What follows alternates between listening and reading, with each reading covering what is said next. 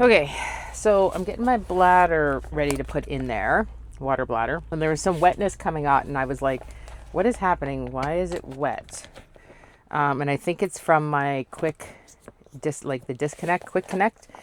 So it made the inside of the bag just a little bit damp, which I'm not too concerned about. And it's a little bit wet here. I think it'll be okay.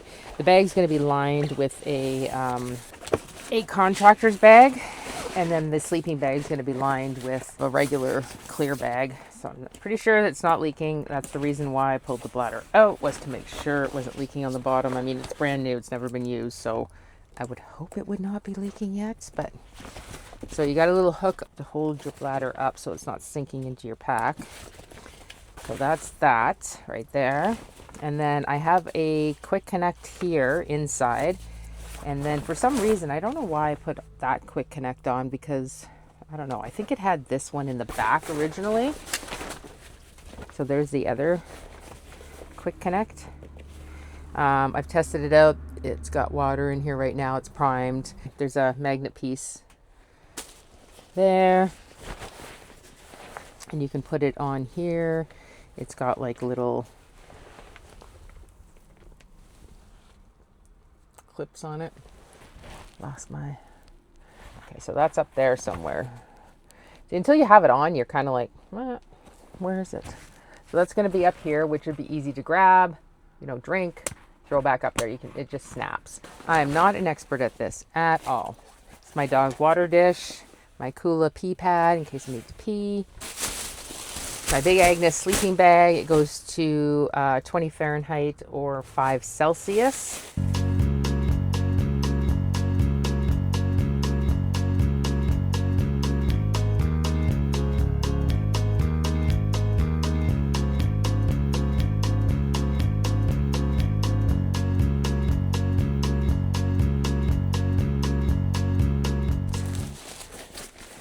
So this is my tent. It's quite small, but by backpacking standards, that thing's huge. I would definitely get a smaller tent. My sleeping bag can be compressed, even smaller than this little area right here. I'm just not using a compression bag because I want it to be, fill in spaces on the bottom. That would be my next big purchase, but the problem is that, one, I got lots of things to spend my money on besides backpacking.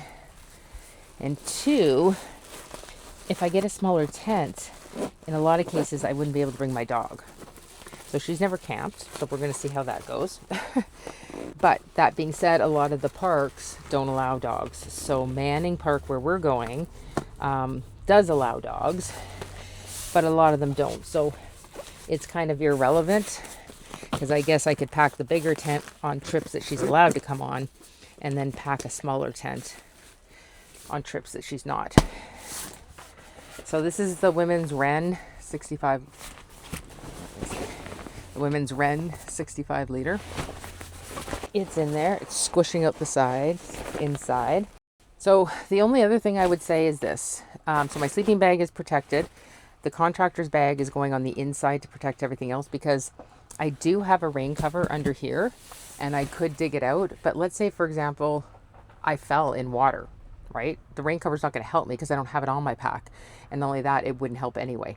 But if my bag gets completely soaked, it doesn't matter, because as long as it doesn't seep through that contractor's bag, like where it's sealed, by the time I got it out of the water, everything in there is going to be dry, and that's all that matters. So you can be soaking wet, but if you don't have a dry sleeping bag, as many people know with backpacking and camping, if you don't have a dry tent, dry clothes, dry sleeping bag, then forget it. You may as well just head back to where you came from, because you're going to have a miserable night, possibly get injured due to hypothermia, depending on the temperatures and things like that. Oh, my Presley, I love you, but you must get off my bag. Come here, baby.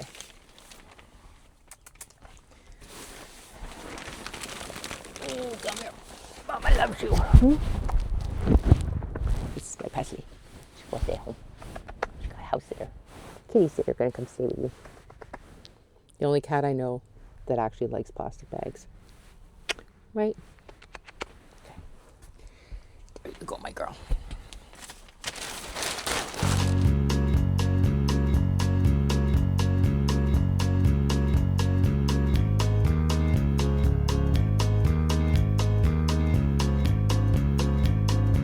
And I'm torn between putting this way, which means my tent will fit side beside it, but it's really tall, almost too tall for what's left in my pack, or this way, and then having my tent that's too wide this way kind of stick out a little bit.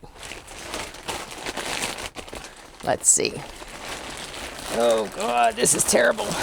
So it might actually have to go straight up and down, because I think with the big fat 3-liter bladder there, it's just not going to fit, and it's going to cause issues potentially. So my tent goes to here, and the top of the bag is like right there.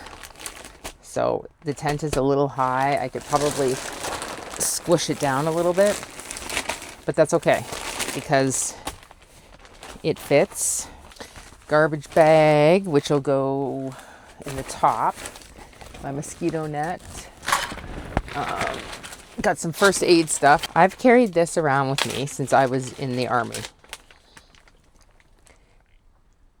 It's quick clot combat gauze. So basically, if you got a gaping hole in your body, you're supposed to stuff it with this stuff and then get help. I don't know. I've always brought it with me. Never needed it. Knock on wood. Well, first aid, actually, I'm going to keep on the outside, just in case we need it. Tent stuff, matches, repair kits, that all can go inside because we won't actually need, it's not like we need to repair a tent while we're hiking. So that can just kind of sit near the top there. Some personal hygiene stuff can just kind of sit there. My one mug that I need. Don't need any more. That can kind of sit. So we're basically pretty much just cramming the top now. We'll put a few little things in the hood. My jacket and my day pack for hiking will go on the outside. Where we're going, they do have bear caches or bear, I'm not sure like if they're like the steel ones that bears can't get into. I don't know, right? So if I was doing like a longer backpacking trip, obviously we'd have to put it up a tree because we're in the middle of nowhere. If we're not camping at a park, we'd have to put it up a tree away from the camping area. I hiked the Chilkoot Trail back in 2013. Amazing trip of a lifetime. Loved it. We'll post some pictures after this video. And every site had bear caches. So they would have helicoptered them in at some point while they were building the trail. And so you were able to put your stuff in there. So you didn't really need like the bear vault. Here, I don't know, like people, and that's one thing that we'll talk about. So I'm doing the Heather Trail to Kicking Horse, and we're doing day trips out to the other lakes.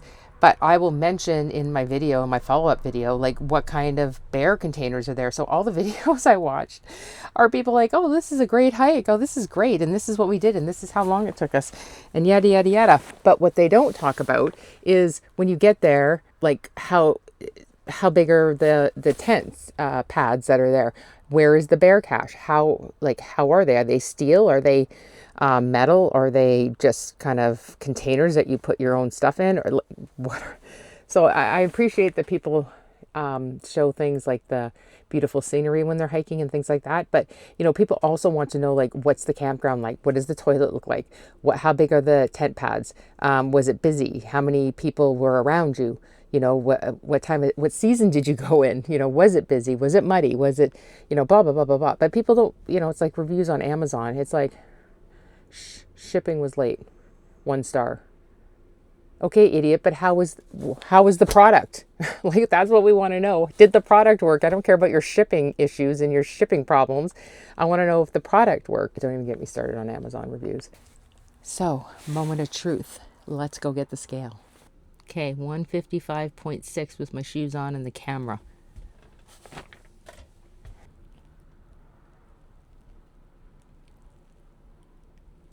Okay, 186.2. Okay, that's like almost 31 pounds. The other day when Sharon and I were packing it up, doing a trial run, it was 23 23 pounds, 23 and change. And so I knew the water was going in there. And then I added 2 of our oatmeal breakfasts. But yeah, I don't know. But now it's like 31 pounds. So this is probably the heaviest pack that I have carried in 13 years. And I'm 56 now. So I was 43 last time I did anything crazy like this. Move my scale out of the way. So I can like it doesn't have, I don't have the hip belt on or anything right now, but I've been having these weird elbow issues. I'm really thankful that I have no like shoulder, I have lower back problems, but nothing like this won't matter, but like no knee problems or really bad neck problems or things like that. You have to put your belts on and then you have to pull these ones in so the pack is like against your back. Backpackers already know this. But for those people who don't backpack, first time I ever backpacked was the Choku Trail, and I had this thing propped up under my boobs. It like looked ridiculous. No one told me it was wrong. That one's okay. Don't really need it, I don't think. The shoulder straps are like the important ones, so where it comes in close to your shoulders. Right now I can feel it. It's all on my hips and my bum. You just gotta do it. Makes you comfy. Figure it out. You're going to be bending and lifting and moving around, and you got to make sure you can get up and down. So that's it. I'll post a video when we get back of all the stuff and the trip, and wish us luck.